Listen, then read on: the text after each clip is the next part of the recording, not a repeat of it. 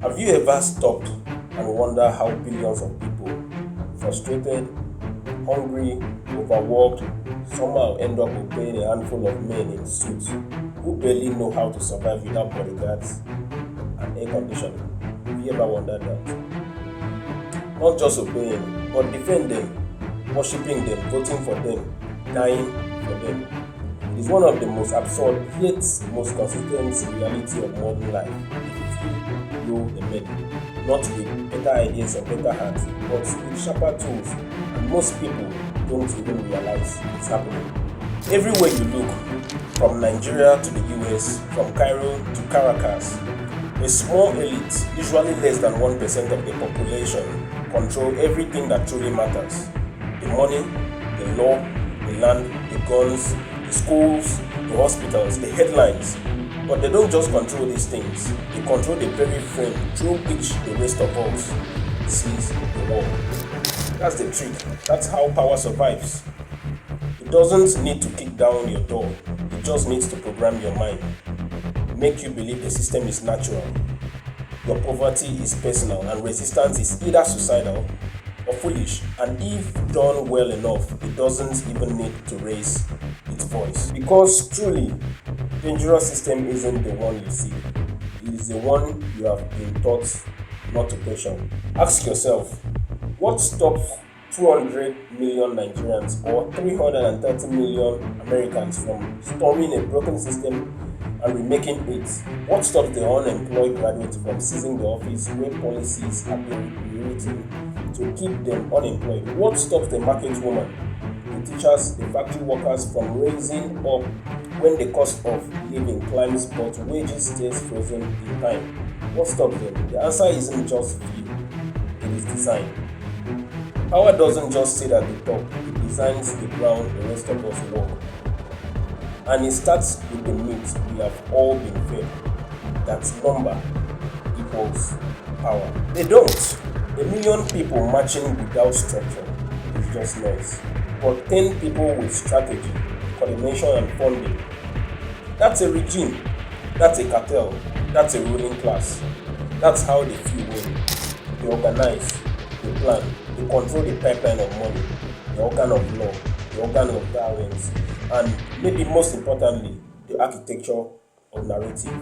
You don't need brute force when you can fragment the masses so completely that they turn on each other instead of facing up. That's divide and rule. Not just by accident, but by intention. Tribe versus tribe, religion versus religion, rich versus poor, urban versus rural, left versus right, Lagos versus Kano, Christian versus Muslim. Everyone has a category, everyone has a grievance, and everyone is so busy fighting for the good dignity that they forget that one thing could actually change their lives: dismantling the structure that benefits from all of their sufferings. What's the result? Perfectly chaotic democracy. Loud, messy, democratic in name, but safely owned by a few. And while the people fight each other on the streets and on Twitter, the real game continues in silence, in boardrooms, in diplomatic cables, in contract negotiations for oil, land, data, and death. But division is just at the forefront. Narrative is the engine. The real war is a story war. Who gets to define the problem? Who gets to name the enemy? Who decides what's possible and what's crazy? In Nigeria, you will rarely see corruption described as systematic theft. It will be packaged as mismanagement, a few bad eggs, or the enemy of progress. In America, billionaires are not oligarchs, they are job creators. In Brazil, the frustration isn't murder, it is development. The media doesn't lie outright, it distracts, it floods you with irrelevant information while starving you of context. It hands you outrage but never coordinates you towards action. It's not fake news, it's weaponized noise. And when you think it is too much, it is too heavy, too broken, the education system kicks in to remind you, don't ask too many questions.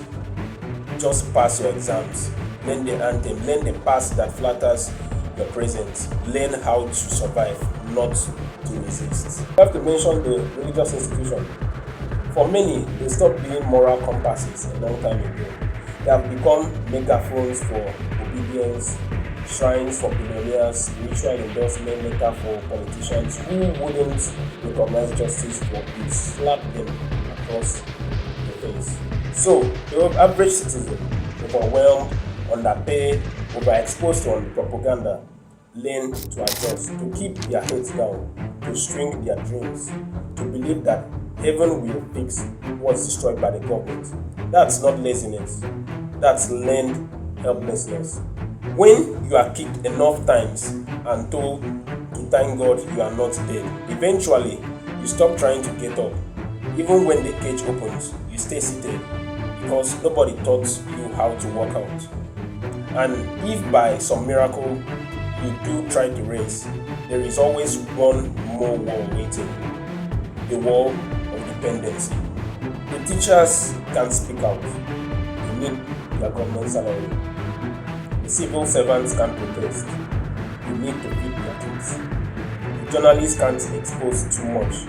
The activists can't build because the funding is foreign, and the local elite make sure any real change gets suffocated before it grows. Everyone is connected to the system, even the ones who hate it, and that's how it survives, by making itself indispensable. Even protest has become a performance, slogan with strategies, movement with no infrastructure, hashtags that trend for 3 days and vanish by the weekend, and behind it all, a quiet sense that maybe, just maybe, it is all pointless. That's the final tricks, making you believe that resistance is not just risky, but useless. Because when a people believe nothing can change, they no longer demand justice, they just beg for less pain. They shrink their expectation. They forget that it is not crazy to ask for electricity in 2025, that it is not utopian to want a school system that teaches truth, that it is not radical to want a government that doesn't loot the broad daylight. Forget what life could be and settle for what life is. They have accepted their fate. The powerful don't need to kill hope with bullets. They drown it in routine, in bureaucracy, in net manage, in its Africa, it is at least what not the war. And when the conversation does turn towards change, they invoke the biggest monster of all, chaos. They remind you of the wars, the revolution that failed, the dreams that turned into dictatorship. They weaponize your fear of the unknown until even your suffering starts to look like safety. But here is what they won't tell you. Real change isn't about chaos. It is about courage, coordination, and clarity.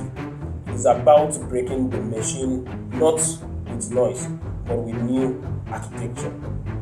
And that architecture starts with seeing the system for what it really is, not broken, but brilliantly designed to serve the few, until we admit that we are just managing operation in HD. If numbers were enough, Nigeria would have changed in October 2020. Millions of young people, fed up with police brutality and systemic abuse, flooded the streets under the banner of NSAS. For once, tribal lines didn't matter. Christians, Muslims, even the usual apathetic middle class, they all showed up. There were no political parties behind the scene, no messy figurehead to corrupt the message, just one clear demand: dignity and end to impunity, and cracks in the machinery of silence. And for moments it worked. The government blinked, the world watched, the youth had momentum. Then came Lekki Toll Gate. Not just a location, but a message: we are still in charge. Bullets met music, a national anthem drowned in gunfire, and just like that, everything changed. The protests were branded as chaos, the organizers were haunted, bank accounts were frozen, the headlines shifted, the hashtags slowed down. By November, the streets were empty again, not because the anger disappeared, but because the system reminded everyone just how sharp its teeth could be. That's how resistance dies. not always in fire, often in paperwork, in propaganda, and in fear. Look anywhere in the world and you will find the same pattern repeating. Millions protested inequality in 2019, sparked by subway fare hike, but rooted in decades of economic exclusion. The government cracked down, made a few concessions, promised constitutional reform, the momentum grew. The United States occupied Wall Street captured the world's attention in 2011, the 99% against the 1%. The slogan, a truth, a movement, but there was no structure, no leadership, no plan for what came after the 10th. And the banks, they survived, bigger than before. Hong Kong, millions marched against creeping authoritarianism. They resisted facial recognition cameras, digital surveillance, and states overreach with creativity and fire, but the system backed by the machinery of the Chinese state simply waited them out. Arrests came in waves, laws changed quietly. Now, open dissent came with prison time. These movements weren't naive, they were courageous, massive, and often deeply organized, but they faced one thing in common: a ruling class that had patience, strategy, and no moral ceiling. Because here is the brutal truth: most elites are not prepared for resistance than the people are for liberation. They have budgets for suppression, they have international lawyers on speed dial, they have media contacts ready to spin any narrative, they have studied your tactics, they have rehearsed their counter moves, and they never ever assume that peace will hold. Meanwhile, the people, they rally with hopes, with raw emotions, with borrowed time and unpaid labor. The unity is often temporary. Their platforms are vulnerable to takedowns. Their energy burns out and fast. And without deep infrastructure, school of thoughts, trusted leadership, parallel economies, secure communications, independent financing, the uprising collapse in memory. This is the difference between a protest and a revolution. One is a movement, the other is a machine. The system knows this, so it survives by letting your protest so long as it outlasts you, and it usually does. But maybe the more dangerous part is this: when the movement ends, the system doesn't just survive it, it becomes stronger, because now it knows your limits, it knows what breaks your spirit, it knows how long you can last before you run out of steam, or data, or bail money.